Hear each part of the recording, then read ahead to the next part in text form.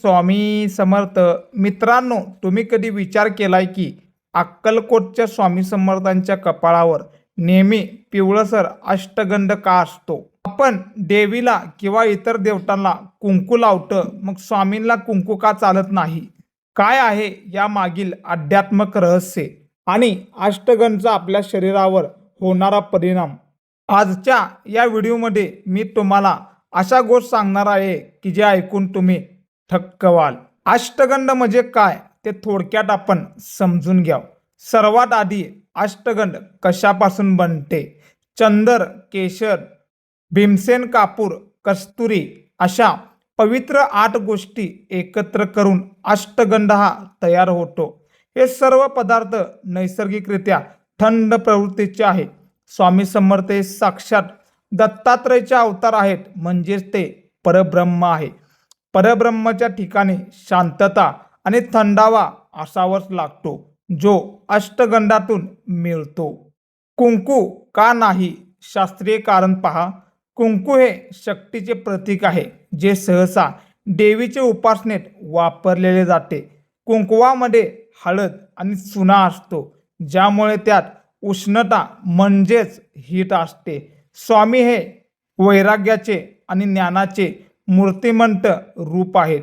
उष्णता वाढवणारे कुंकू हे स्वामींच्या शांत स्वभावाला आणि त्यांच्या सौम्य रूपाला साजेस नसतं. म्हणून स्वामींची कुंकूऐवजी अष्टगंध किंवा चंदनाचा टिळा लावला जातो.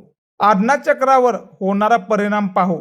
आपल्या 2 भुवयाच्या मध्ये आज्ञाचक्र असते, जिथे टिळा लावलेला जातो.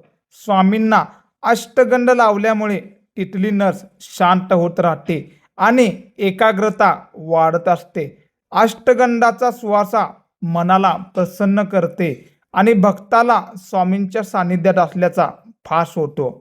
स्वामींच्या त्या अष्टगंधाच्या टिळ्याकडे पाहिल्यावर भक्तांना मिळणारी शांतताही कुंकवापेक्षा वेगळी असते. हे केवळ कपाळ सजवणं नाही, तर स्वामींच्या विष्णू तत्वाचं रक्षण करणारं प्रतीक आहे. याआधी तुम्हाला याची माहिती होती का? कृपया कमेंटमध्ये यस लिहा. तर मित्रांनो, आता तुम्हाला समजलं असेल की स्वामींना अष्टगंध का प्रिय आहे. जर तुम्ही स्वामींना घरी अष्टगंध लावत असाल ते पूर्ण श्रद्धेने लावा. तुम्हाला हा व्हिडिओ कसा वाटला कमेंटमध्ये श्री स्वामी समर्थ नक्की लिहा.